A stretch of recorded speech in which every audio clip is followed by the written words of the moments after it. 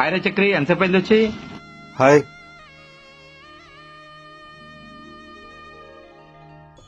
ఏంట్రా ఎప్పుడు లేదు ఆ బొట్టేంటి, ఆ చేతిలో ఆ భగవద్గీత ఏంటి? రాత్రి ఒక పెళ్లింటే వెళ్ళారా? పెళ్లి చాలా అంగరంగ వైభవంగా చేశారు, చాలా సాంప్రదాయంగా కూడా చేశారు.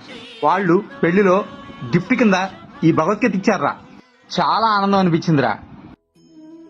ఈ సంతోషాన్ని నీతో పంచుకుంటా తెచ్చారా. ఈ ఆలోచన ఎవరిదో గాని చాలా బాగుందిరా. అవునరా, నేను మా అమ్మాయి పెళ్లికి భగవద్గీత ఇస్తాను.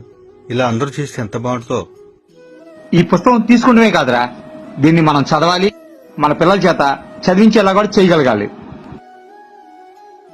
ఇప్పటికే సమాజం చాలా పాడైపోయిందిరా. ఇది చదువుతాం వలన నెక్స్ట్ జనరేషన్ వాళ్ళైనా వాళ్ళకొచ్చే చెడ్డ ఆలోచనలైనా కొంతవరకైనా తగ్గించేవాళ్ళం అవుతాం. ఏమంటావు? అవునరా, నువ్వు చెప్పింది 100% కరెక్ట్. నెక్స్ట్ జనరేషన్ కి మనం మంచి మార్గాన్ని చూపించిన వాళ్ళం అవుతాం. నేను మా పిల్లలతో కూడా చదివిస్తాను. ఇది చాలా మంచి నిర్ణయం రా. కొంతమందినైనా ఆలోచించేలా చేద్దాం.